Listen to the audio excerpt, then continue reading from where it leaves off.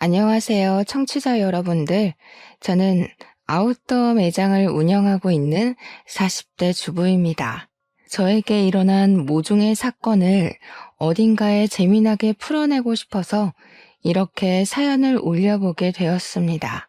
친구들에게 이야기를 하자니 제 얼굴에 침을 뱉는 격이라 익명의 힘을 빌려서 용기를 내봅니다. 정말 남들이 들으면 콩가루 집안이라고 욕을 할 것 같은 그런 부끄러운 이야기지만 속 안에 감춰두고 있으니 속병이 날 것 같네요. 제가 이런 사연을 올려버리게 결심하게 만들어준 우리 원수 같은 시모. 앞으로 만수무강하길 기원하면서 사연을 시작해 보겠습니다. 저는 결혼 전부터 일찌감치 옷 매장에서 일을 했고, 나이 29살에 능력을 인정받아서 본사 직영점 매니저로 승진을 하게 되었습니다. 일단 30이 되지 않은 나이에 대리점도 아니고 본사 직영점의 관리를 맡는다는 것은 무척이나 이례적인 일이기도 했죠. 보통 다른 직영점 매니저분들이 50대라는 걸 감안하면 제가 어린 나이에도 윗분들의 눈에 들었다는 것이니까요. 그도 그럴 게 꽤 위치도 좋은 아울렛 매장이었는데 매출이 다른 지점에 비해 월등히 높았거든요. 그만큼 제가 고객 관리도 잘하고 언변이 좋아서 매장 운영을 잘했다는 뜻이겠죠. 그래서 능력을 인정받았고 직영점 매니저 자리를 꿰찰 수 있게 되었습니다. 지금 남편이랑은 한때 같이 일했던 직원이 소개팅을 주선해 주어서 만나게 되었습니다. 소개팅이라는 매개체로 잘 될 확률이 무척이나 적다고 하던데 저희는 대화가 잘 통했고 서로의 외적인 부분이 마음에 들었고 그래서 잘 이어지게 되었습니다. 연애를 하는 동안에 싸우는 일도 거의 없었고요. 취미도 비슷하고 생활 습관마저 비슷해서 운명의 상대를 여기서 찾았구나 하면서 지냈습니다. 밖에 나가서 몸을 사용하며 노는 것을 싫어했고 집에 콕 들어박혀서 공포영화를 보는 걸 좋아했고요.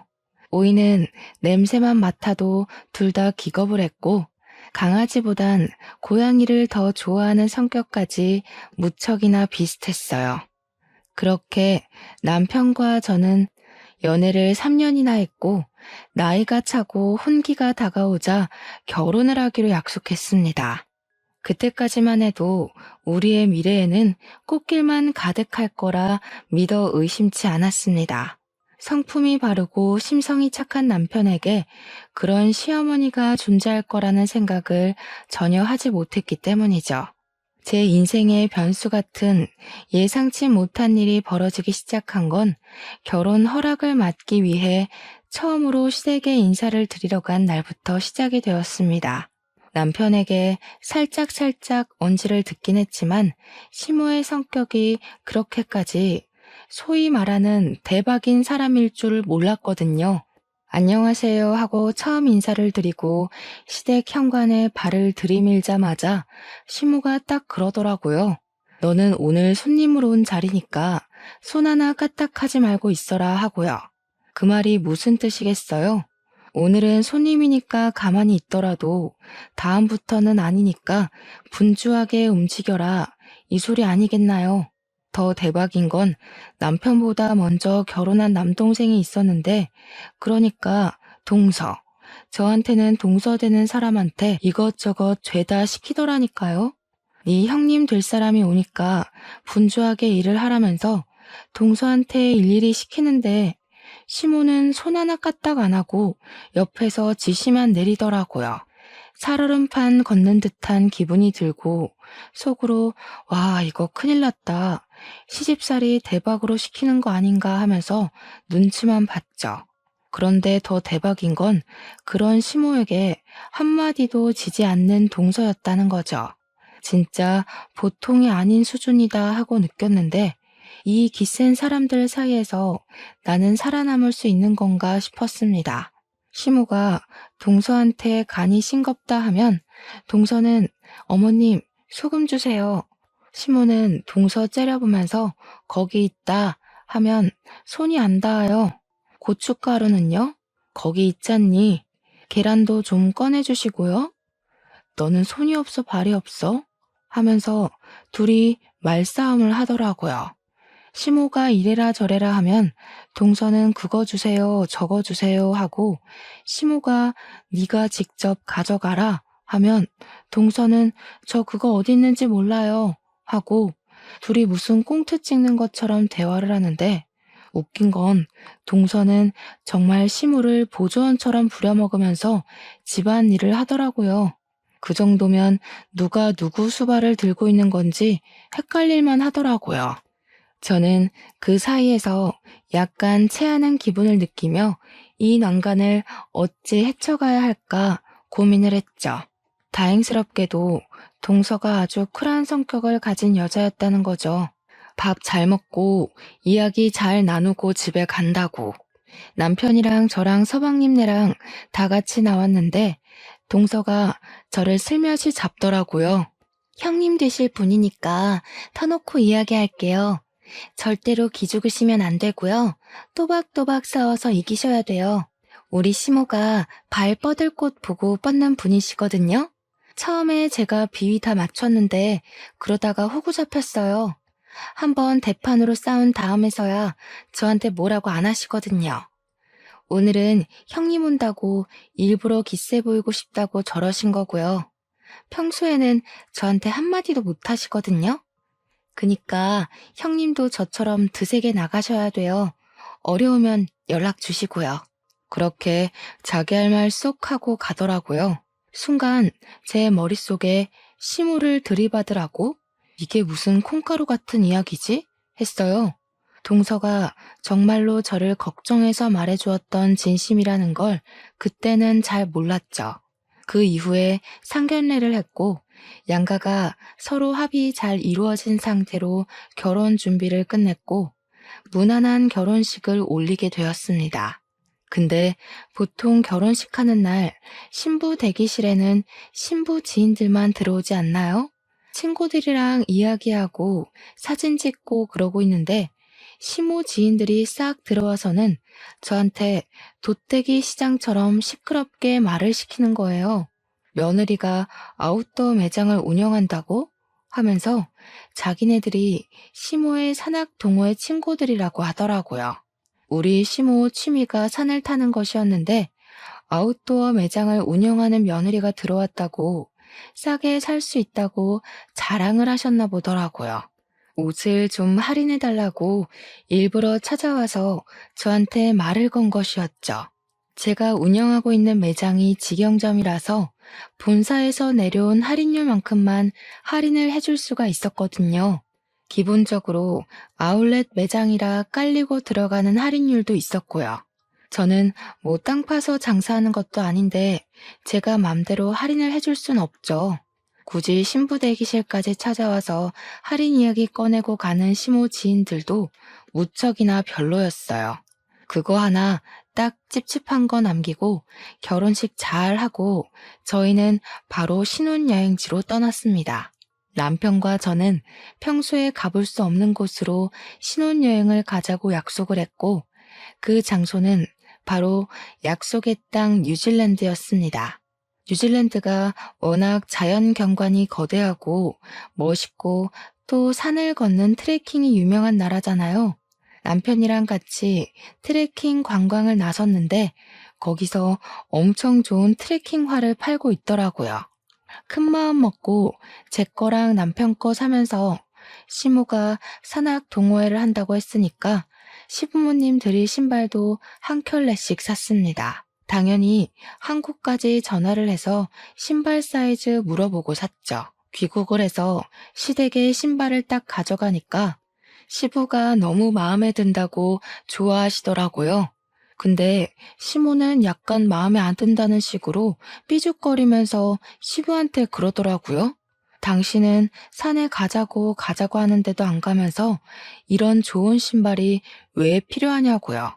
시부가 아니 뭐 산 탈 때만 신는 신발인가? 그냥 신고 다니면 되지 하니까 시모가 저를 보면서 색이 이거밖에 없었니? 이러는 겁니다.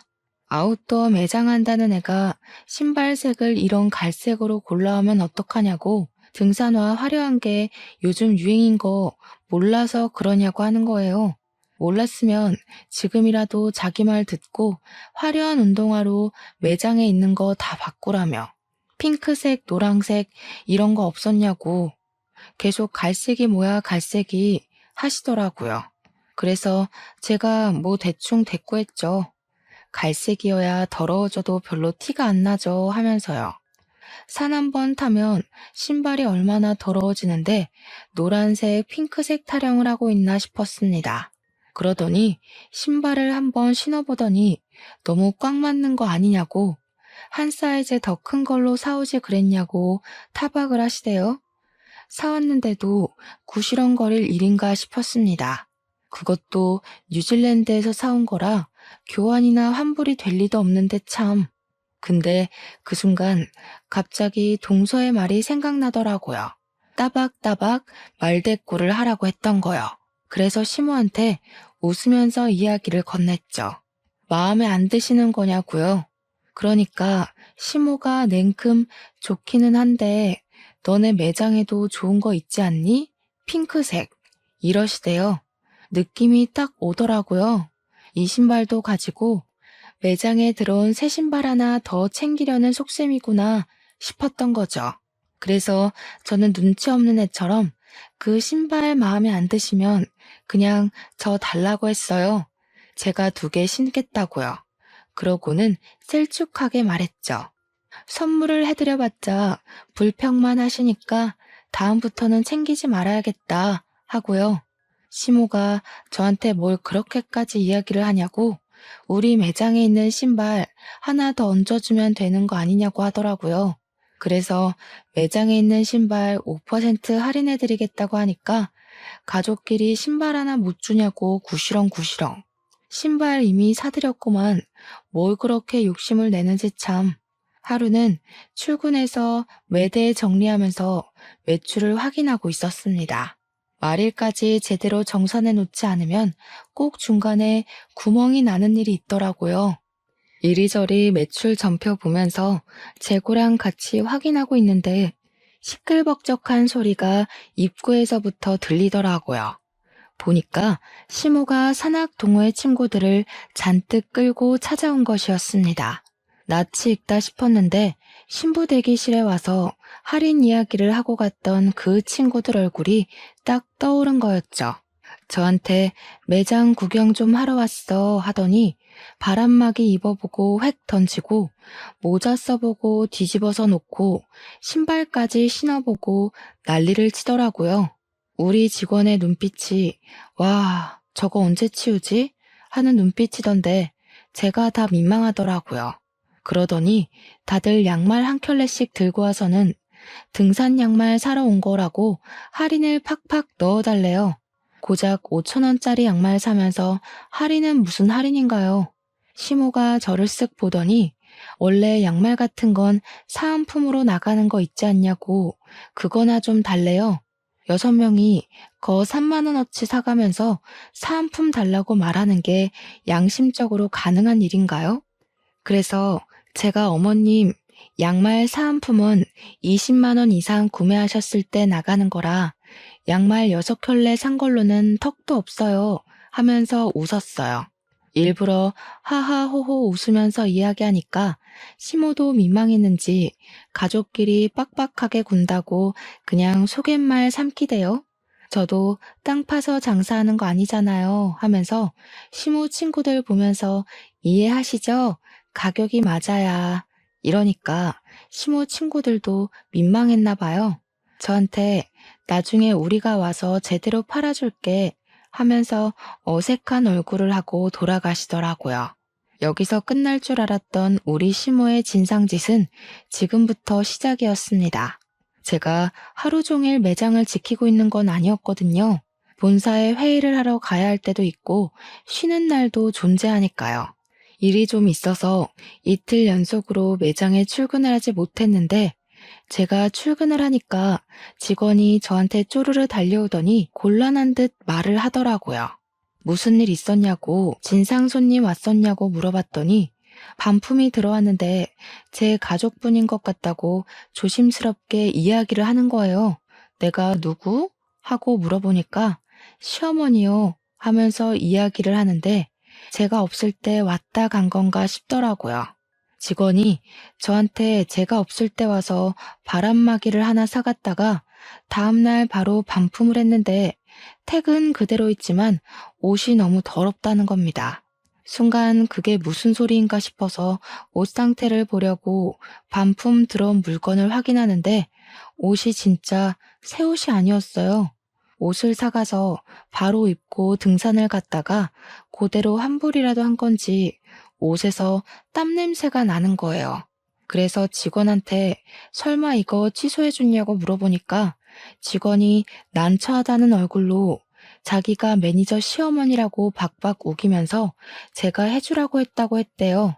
그러면서 어떡해요? 저 실수한 거예요? 하는데 직원이 무슨 잘못이 있겠어요?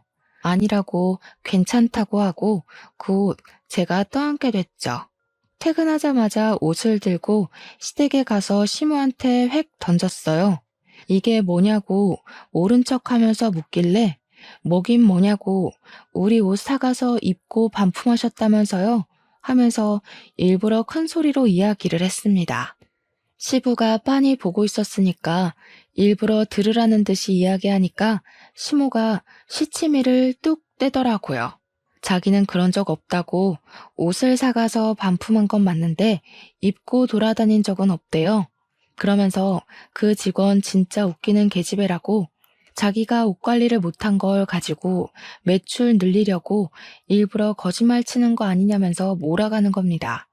제가 일일이 옷을 보여주면서 여기에는 흙이 묻었고 여기에는 스크래치가 생겼다고 누가 봐도 입고 산탄 것 같은데 무슨 소리냐고 했죠. 제가 화가 나서 이 옷 결제하게 빨리 카드를 주시던가 현금을 달라고 했어요. 시모는 자기는 그런 적 없으니까 못 준다고 강짜를 부리더라고요. 원래 소비자 보호법에 의거해서 14일 이내로 환불되는 거 아니냐고 진상을 부리는 겁니다. 그래서 그거는 옷이 상하지 않았을 때 이야기고 지금은 상했으니까 해당 사항 없다고 돈 달라고 했어요. 씩씩거리면서 죽어도 못 준다는 식으로 이야기를 하는데 듣고 있던 시부가 무슨 그런 파렴치한 짓을 하냐고 저한테 현금을 주시더라고요. 시부라도 정상이라서 다행이지 시모의 진상짓은 넌덜머리가 났습니다. 저한테 가족끼리 왜 그렇게 빡빡하게 구냐며 대충 세탁해서 팔면 되지 하는데 열이 오르더군요. 그러고 한동안 조용한 것 같더니 한 달 뒤에 제가 쉬는 날 우리 시모가 와서 옷을 또 사가지고 가서는 반품을 했대요. 직원한테 이번에도 옷이 더럽냐고 물어보니까 그건 아닌데 하면서 말꼬리를 흐리더라고요. 무슨 일이냐 하니까 옷을 30만 원치를 사가서 바로 반품을 하긴 했는데 사은품으로 증정되는 등산 모자랑 양말은 쏙 빼놓고 환불했다는 겁니다. 그거는 사은품이니까 자기 거 아니냐고 사은품까지 반납을 해야 하는 거냐 어차피 증정품 아니냐 하면서 안 주더래요. 양말하고 모자는 이미 자기가 신었으니까 그냥 자기가 갖겠다고 하면서 매니저 시어머니야 했다는 겁니다.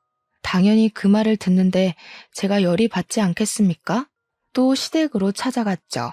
신부가 보자마자 이번에는 안 입고 반품했다고 당당하게 말하길래 사은품은 왜 챙겨가서 돌려주지 않냐고 했습니다. 사은품이요. 저희도 공짜로 나눠주는 거 아니고요. 매장에서 돈 주고 사서 고객들한테 감사한 마음에 드리는 거예요. 근데 어머님께서 그렇게 쏠랑 사은품만 챙겨가시면 다른 고객님 한 분은 그 사은품을 받을 수가 없잖아요. 우리가 땅 파서 장사하는 거 아니라고 몇 번을 말씀드려요? 저희 매장에 찾아오지 마세요. 어머님한테는 저 더 이상 물건 안 팔겠습니다. 우리 직원한테도 말해놨으니까 다음에 또 오시면 경찰 부르던가 할 거예요. 아시겠어요? 그렇게 이야기를 하니까 시모가 저한테 씩씩거리면서 너 내가 무서운 줄 모르고 막 나가는구나 하는 겁니다. 저도 참지 않고 버럭하면서 이야기를 했죠. 무섭긴 누가 무섭냐고요. 시모가 갑인 줄 알고 그러냐고. 나한테 무서운 건 우리 회사 사장님 말고 없다고. 이러다가 내가 잘리게 생겼는데 뭐가 어쩌고 어째요? 하면서요. 일부러 시모 자존심 상하라고 내가 시모 아들보다 돈 더 많이 번다고 고작 중소기업 과장이 나보다 더 능력이 있겠냐, 뭐가 있겠냐고요, 했죠. 시모도 지지 않고 저한테 지금 우리 아들 무시하냐고 소리를 지르길래 시모가 잘하면 내가 무시할 일이 뭐가 있겠냐고 맞받아쳤어요. 시모가 나한테 잘하면 나도 당연히 시모 아들한테 잘하지 않겠냐고 하니까 입만 삐죽이고 아무 말도 못하더라고요. 옆에서 보고 있던 시부가 저한테 말 잘했다고 시모한테는 왜 안 하던 짓을 자꾸 해서 며느리 쪽팔리게 만드냐고 한 소리 하셨어요. 시모가 시부를 보면서 이 집안에 자기 편은 하나도 없다고 밖에 나가서 자기 편 만들어 와야겠다고 하더라고요. 이걸 그냥 나만 알고 있어야 하나 고민을 하다가 결국 동서한테 전화를 걸어서 이야기를 했죠. 그러니까 동서가 엄청 잘한 거라고 그렇게 100번을 말해야 겨우겨우 알아듣는다고 하더라고요. 자기는 백화점 속옷 매장에서 일을 했었는데 결혼하고 얼마 되지 않아서 팬티를 사가서 입어놓고는 환불을 하러 왔대요. 동서가 입던 팬티는 환불 안 된다고 고래고래 소리치면서 이야기를 했더니 그제야 쪽팔린 줄 알고 돌아갔다고 했대요. 백화점 매장에 블랙 컨슈머로 등록까지 시키고 백화점에서 따로 관리 대상으로 분류하게 했더니 그제야 찾아오지 않더라며. 와, 너무 충격적이지 않나요? 입던 팬티를 환불하러 오는 게 말인지 방귀인지 상상 초월이었습니다. 그렇게 제 말을 잘 알아들은 줄 알았던 시모는 제가 쉬는 날 골라서 또 매장에 찾아왔더라고요. 도대체 어디에 신복을 숨겨놓은 건지 제가 쉬는 날은 기가 막히게 알고 찾아오더라고요. 이번에는 남성용 등산화랑 남성용 등산용품을 몇 개 사가길래 직원이 주시하고 있었다고 하더라고요. 근데 의외로 환불이 들어오지 않았고 가격도 후려치지 않고 제값 주고 사갔다고 이야기를 하더라고요. 그래서 저는 시모가 웬일이지 남성용 등산용품은 왜 사간 거지 싶었죠. 시부가 등산에 취미가 없어서 시모 혼자 친구들이랑 다니는 거였거든요. 이제 시부도 등산을 가나 싶어서 부부가 같이 취미 생활을 하시려나 보다 이건 좀 부럽다 하면서 생각을 했죠. 우리 남편이랑 저랑은 아무래도 시간이 잘 맞지 않아서 결혼 이후에는 취미 생활을 즐기지 못했거든요. 어차피 밖에 나가서 몸을 쓰는 취미 활동을 하는 것도 아니긴 해서 집에서 영화나 보고 게임이나 하고 하는 게 전부지만요. 시부모님이 매번 싸우기만 하는 줄 알았는데 취미 생활을 같이 한다고 하니까 부러웠죠 뭐. 시모가 오랜만에 가족들 한데 모여서 밥 먹자고 하길래 시댁에 방문을 했는데 저는 매장을 운영하는 사람이니까 딱 보면 알잖아요. 등산화 모델명만 봐도 어떤 신발인지 눈에 들어오는 그런 안목이요. 분명 신발도 사가고 용품도 사갔는데 현관에서 신발장을 둘러보는데 그 신발이 없더라고요. 그래서 뭐지? 싶어서 시모한테 남성용 등산화 사가셨다고 들었는데 아버님이랑 등산 다니시는 거 아니었어요? 하고 물어봤죠. 시모가 순간 당황해하면서 아니라고 그거 우리 동호회 사람이 생일이어서 선물하려고 산 거였다고 하더라고요. 우리 시모 같은 짠순이가 20만 원짜리 신발을 선물한다는 게 무척이나 의외였습니다. 그래도 뭐 같이 등산 다니고 돈독한 친분이 있는 사람이면 그럴 수 있겠다 싶었죠. 근데 사건이 와장창 터지고 만 것입니다. 2달 뒤에 시부가 남편한테 연락을 해서는 신세 한탄을 하면서 시모랑 이혼을 하기로 했다고 통보를 했대요. 그 이야기를 전해 들은 저와 서방님네는 놀래서 시댁으로 찾아갈 수밖에 없었죠. 두 분이 방금 전까지 싸운 건지 씩씩거리면서 문을 열어주는데 남편이 다짜고짜 이혼이 무슨 소리냐고 물어봤어요. 그러니까 시부가 부들부들 떨면서 네 엄마 바람났다 하면서 사진을 보여주더라고요. 시무가 웬 남자랑 같이 팔짱을 끼고 등산을 하고 같이 차를 타고 저수지에서 낚시도 하고 커플룩으로 차려입고 데이트를 하는 사진들이었습니다. 그러면서 시모가 소름 끼친다고 이런 걸 따라다니면서 어떻게 사진을 찍을 생각을 하냐고 당신 의처증이냐고 화를 내대요. 그 사진을 보는데 등산복이며 등산화며 용품이며 너무나도 눈에 익은 물건들이 있더라고요. 우리 매장에서 사갔던 그 용품들이며 옷이며 알고 보니 내연남한테 사주려고 반품도 안 하고 제값 주고 사간 것이었습니다. 제가 어이가 없어서 이거 다 저희 매장에서 사간 물건이네요 하니까 시모가 뭘 그런 걸 입 밖으로 꺼내냐면서 성질을 부리더라고요. 시부가 눈 돌아가지고 당신 미쳤냐고 며느리 매장에서 내연남 줄 선물을 사가? 이러더라고요. 당장 이혼하자고 당신 같은 여자랑 하루도 더 살고 싶지 않다고 진절머리를 치셨습니다. 그러자 시모가 놀래서 아니 당장 자기 보고 어딜 가서 살라고 이혼을 하자는 거냐고 소리를 꽥 지르니까 시부가 자기 알 바 아니래요. 내연남 집에 가서 살든 밖에 나가서 얼어 죽든 마음대로 하자고 당장 우리 집에서 나가라고 내연남이 호랩이라며 하더라고요. 그 집 가서 엄마 노릇하면서 하하호호 살면 되겠네 하는데 부부싸움 살벌하게 하시는 거 있죠? 시모가 자기가 못할 것 같냐면서 자식들이 말리기도 전에 짐을 싸서 획 나가버렸어요. 물론 아무도 말릴 생각이 없긴 했지만요. 남편이고 도련님이고 시모의 바람이 무척이나 충격이었나 보더라고요. 결국 두 분 나이 67세에 협의 이혼을 했고요. 위자료랑 재산 분할은 그냥 없는 셈 치고 이혼만 하기로 했다고 하셨습니다. 그리고 정말 충격적이게도 시모는 진짜 내연남의 집에 들어가서 살림을 차렸다는 겁니다.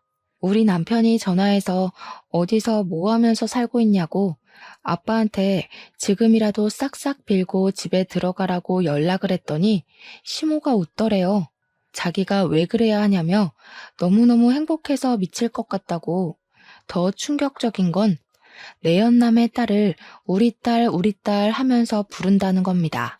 우리 딸이랑 데이트도 하고 딸 키우는 재미가 있다면서 너도 새아빠 한번 만나볼래? 하면서 남편한테 이야기를 했대요. 남편이 식겁을 해가지고 누가 새아빠냐고 화를 내니까 자기랑 내연남이 결혼하면 너한테 새아빠 되는 거지 했대요. 남편은 우리 엄마가 그런 사람인지 몰랐다면서 충격에 부들부들 떨었죠. 그런데 더 충격적인 건 아직 남아 있습니다. 시모가 어느 날 우리 부부하고 서방님네 부부를 불러서 같이 밥 먹자고 식당에 데려가셨어요. 좀 고급진 그런 식당 있잖아요. 룸으로 딱딱 막혀있는. 불러서 나갔더니 거기에 시모만 있는 게 아니라 웬 여자랑 시모 내연남이 떡하니 자리 잡고 있더라고요. 시모가 그 여자애한테 인사하라고 너네 오빠랑 올케 언니들이야 하면서 우리 보고는 얘가 신우되는 아이니까 친하게 지내라고 하는 겁니다. 우리 넷은 자리에 앉지도 못하고 어이가 없어서 숨만 쉬고 있었는데 시모가 그러더라고요. 오늘 너네 새아버지 생신이시거든. 자식들하고 며느리하고 자랑도 좀 할 겸 친해지라고 불렀어. 아이고, 든든한 아들이 둘이나 생겨서 노후 걱정 없이 편안하겠어. 둘이 북치고 장구치고 다 하는데 정신 나간 거 아닙니까? 우리 남편이 열이 받아서 눈에 핏발을 세운 채로 이야기를 했죠. 누가 누구 노후를 책임진다고 이런 개소리를 정성스럽게 하십니까? 어머, 얘. 못 배워먹은 사람처럼 새아버지한테 그게 무슨 말버릇이니? 당장 사과드려. 남편이랑 서방님은 사과는 무슨 얼어 죽을 사과냐고 이런 자리인지 모르고 나온 거니까 두 번 다신 이런 자리 만들지 말라고 엄포를 놓았습니다. 한 번만 더 이런 경우 없는 짓 하면 신모고 나발이고 인연 끊겠다고 선언을 했죠. 뒤돌아서 나오는데 시모가 막 뛰어나오더라고요. 제일 뒤에 걷고 있던 제가 만만한지 저를 딱 붙잡고는 사정을 하더라고요. 얘, 돈 좀 주고 가라. 우리 아들들이 낼 거라고 내가 설레발 다 쳐놨는데 일부러 비싼 집으로 골라왔는데 내 체면은 살려줘야 하지 않겠니? 저 지갑 안 들고 왔는데요. 어머님이 불러내신 거라 당연히 어머님이 사주시는 건 줄 알고 지갑 안 들고 왔죠. 야, 너네 버르장머리 없이 뭐 하는 거야? 당연히 자식들이 사야지 내가 돈이 어딨어. 아까 방에 있던 어머님이 좋아 죽겠다고 했던 내연남 딸한테 내라고 하세요. 뭐? 내연남 딸? 너한테는 시누이야. 어머, 저한테 왜 시누이예요? 우리 남편이랑 저 여자랑은 가족이 아닌데요. 그러고는 재빨리 식당을 빠져나왔습니다. 우리 남편은 완전 열이 받아가지고 엄마가 저렇게 파렴치한 인간인 줄 몰랐다고 어떻게 저런 짓을 할 수 있냐고 시부가 불쌍하다고 난리였어요. 그런데 여기서 일이 끝났으면 제가 사연을 쓰지도 않았겠죠. 더 파렴치한 일은 그 뒤에 벌어지게 되었습니다. 제가 글쎄 생각지도 못했던 갑상선암에 걸리게 된 것입니다. 임신을 준비하던 도중 수치가 이상하다는 종합검진 결과에 놀라서 큰 병원을 찾아가니 갑상선암이라고 하더라고요. 물론 완치율도 높고 다른 사람들보다 훨씬 더 빠르게 발견을 하게 되어서 수술만 하면 괜찮을 거라고 하더라고요. 평생 약을 달고 살아야 해서 한동안 임신 계획은 가지면 안 된다고 했지만 그 이외에는 아무 문제도 없을 거라고 저를 안심시켜 주었습니다. 의사의 조언에 따라서 수술 날짜까지 빠르게 잡고 났는데 그래도 제가 암이라는 사실은 변하지가 않잖아요. 남편과 저는 한동안 마음을 추스르느라 바빴습니다. 치료와 수술을 해야 하는 바람에 어쩔 수 없이 한동안 일을 쉬어야 하는 처지에 달했고 매장 관리는 결국 다른 사람에게 넘기게 되었습니다. 본사에서는 수술 이후 경과가 좋아지면 다른 매장을 주겠다고 했지만 제 첫 매장이다 보니 애착이 가는 건 어쩔 수 없었어요.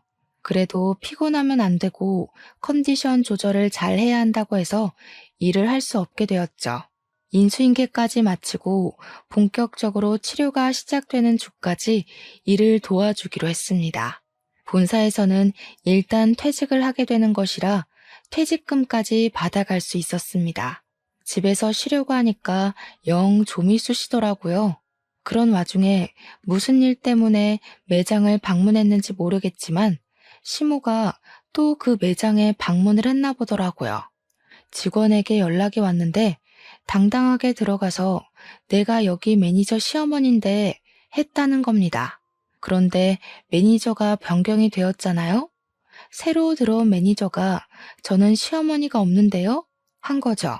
시모가 놀래서 우리 며느리 어디 갔냐고 하니 직원이 모르셨냐고 몸이 안 좋아서 퇴직을 하셨다고 이야기를 한 겁니다. 저한테 혹시 실수한 거 아니냐고 연락이 온 건데 그냥 잘했다고 했어요. 시모는 머리를 그때부터 굴리기 시작했나 봐요. 쉬는 것도 아니고 퇴직이라고 하니까 어디 아파도 단단히 아프구나, 죽을 병이라도 걸렸나 싶었던 거죠.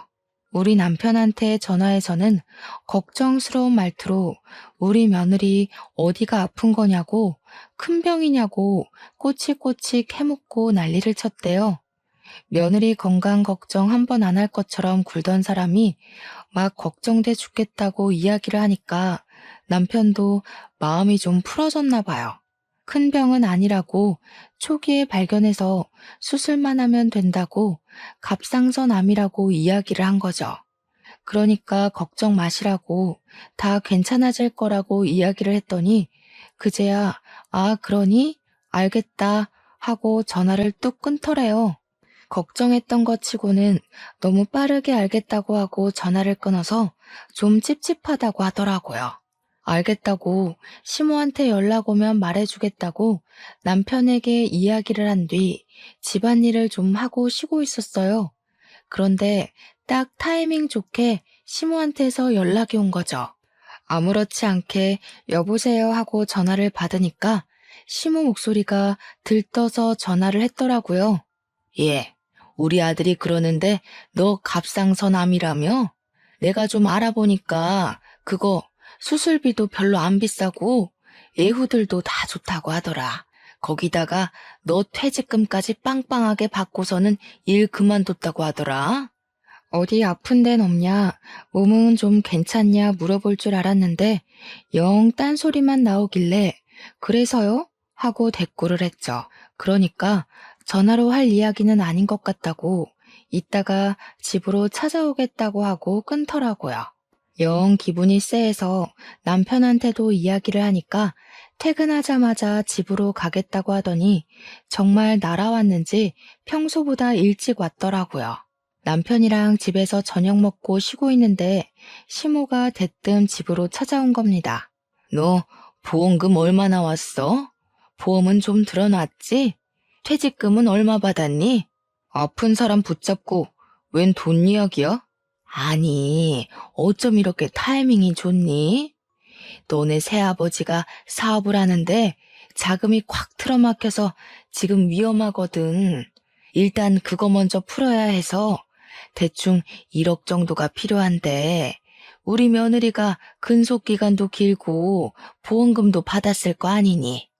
10년 넘게 일도 했으니까 퇴직금도 꽤 되고 보험 진단금 받은 거 합치면 1억은 될 것 같더라고. 그 돈 나 좀 빌려줘라. 내가 나중에 갚을 테니까. 아니, 제가 아파서 퇴직을 한 거고 암 때문에 받은 보험금을 지금 내연남한테 빌려주라고 하는 게 맞는 건가요? 이게 바로 정신 나간 소리 중에 제대로 정신 나간 소리 아니겠습니까? 저는 어이가 없어서 바로 시모한테 세게 들이박았습니다. 어머님, 혹시 머리에 소주 꽂으셨어요? 그랬더니 시모가 뭐가 어쩌고 어째? 하면서 저한테 큰 소리를 치시는 거예요. 지금 화를 낼 사람이 누군데 누가 누구한테 큰 소리를 냅니까? 머리에 소주 꽂은 것도 아닌데 어떻게 이런 생각을 하세요? 다른 것도 아니고 제가 암에 걸려서 투병을 시작했는데 보험금을 달라고요? 그것도 저한테는 생판남이나 다름없는 어머님 내연남 사업 자금을 위해서요? 예, 생판남은 무슨 남이니? 이 일만 해결하면 우리 결혼할 거야. 그럼 너한테도 새 시아버지가 되는 거 아니겠니? 어떻게 내연남이라고 할 수 있어? 어머님이 바람 피우신 건 맞잖아요. 지금도 어쨌든 호적 정리도 안 돼서 그냥 단순 동거남인 거고요. 그 나이 먹고 아픈 며느리한테 이런 말 하는 거 부끄럽지도 않으세요? 저 같으면 쪽팔려서라도 이런 부탁 못할 것 같아요. 제 말이 끝나기 무섭게 남편이 부들부들 떨더라고요. 시모한테 목소리 쫙 내리깔고 이야기를 하는데 처음 보는 남편의 모습이어서 너무나도 놀랬습니다. 섬뜩하리만치 목소리를 내는데 진짜 사신이 나타난 기분이었어요. 엄마, 나 진짜 엄마한테 너무나도 실망이 크다. 바람을 피웠다고 했을 때만 해도 아빠한테도 어느 정도 책임이나 잘못이 있을 거라고 생각했어. 아빠는 항상 돈을 번다고 바빴고 엄마는 외로움을 견디지 못하는 사람이었으니까. 근데 지금 생각해보니까 아니야. 그래, 아닌 것 같아.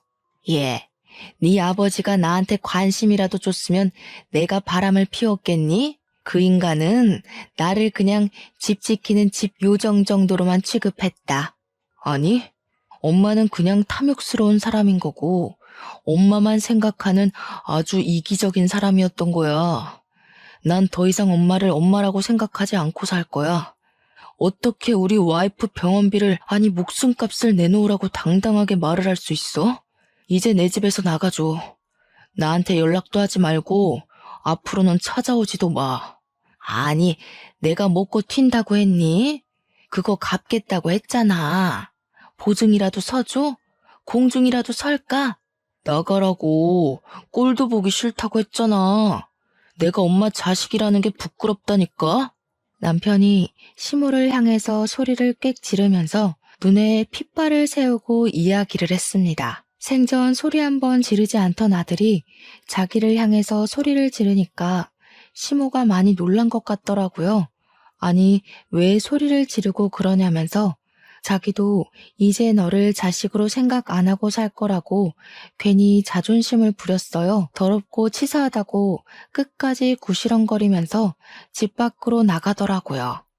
남편은 그날 혼자 화장실에 틀어박혀서 나오질 않더라고요. 저한테 보여주기 부끄러운 모습이었는지 제가 잠자리에 들고 나서야 나와서 자더라고요. 조금 울었는지 다음날 눈이 부어있던데 저도 남편이 얼마나 수치스럽고 화가 날지 가늠이 돼서 더 이상 말을 꺼내지 않았습니다. 아무리 그래도 친모가 그런 식으로까지 나올 거라고는 생각도 못했겠죠. 옆에서 지켜보는 저도 사람이 아니다 싶었는데 친모를 바라보는 우리 남편은 얼마나 속이 터졌을까요? 저는 말없이 남편 옆을 지키면서 힘이 되어주기로 했죠.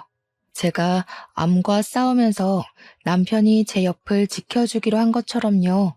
그리고 며칠 뒤에 동서에게서 연락이 왔습니다. 형님, 시모가 1억을 빌려달라고 저한테 찾아왔던데 형님한테도 그랬어요? 그거 빌려준 거 아니지? 어쩜 그 부탁을 동서한테까지 찾아가서 했대? 형님, 저희가 여윳돈 1억이 어디 있겠어요. 저한테 뭐라는 줄 아세요? 형님 암보험금이랑 퇴직금 달라고 했더니 인연을 끊자고 했다면서 형님이랑 아주버님이랑 아주 쌍으로 못된 것들이라고 당당하게 이야기를 하시더라고요. 남편이랑 저랑 그 소리 듣고 정신 나간 거 아니냐고, 남편이 노망 났냐고 썩 꺼지라고 했지 뭐예요? 우리 남편은 앞으로 얼굴 안 보고 살 거라고 연락도 하지 말고 찾아오지도 말라고 했어. 동선에는 우리도 똑같아요.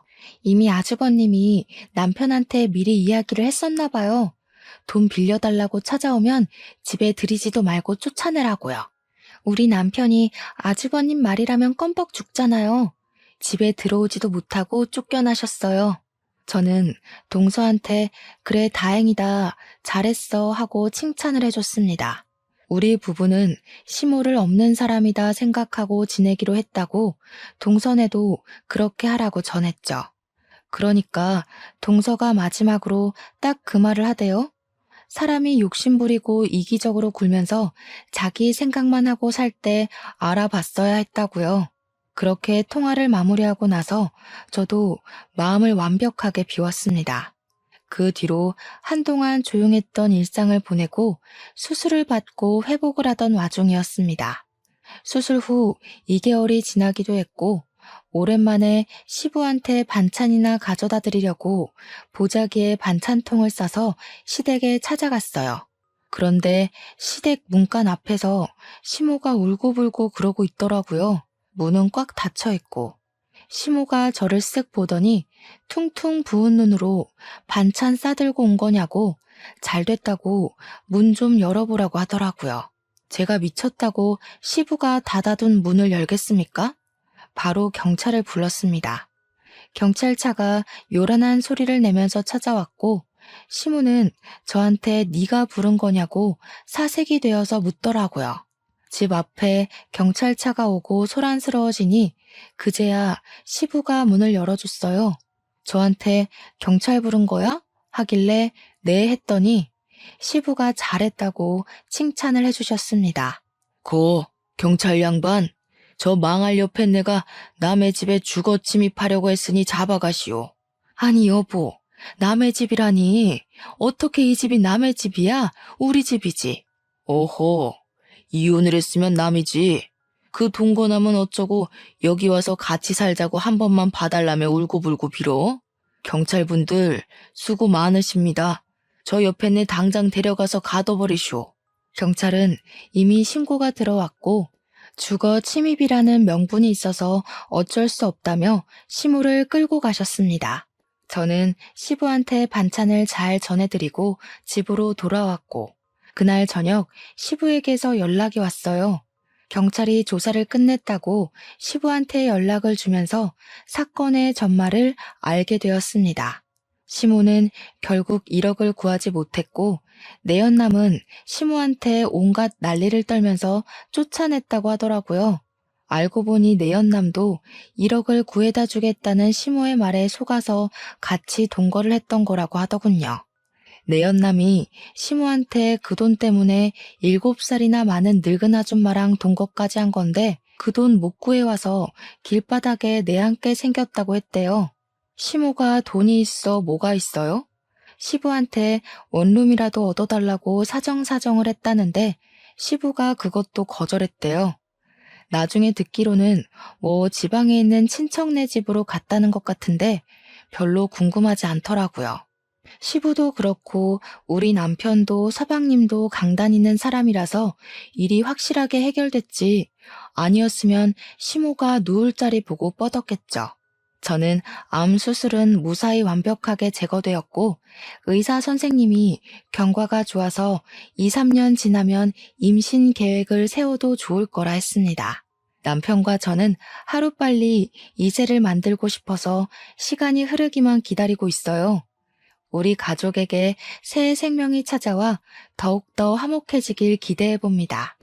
제 이야기를 여기서 마치도록 할게요. 오늘도 고생하셨고 수고하셨고 또 좋은 하루 보내세요.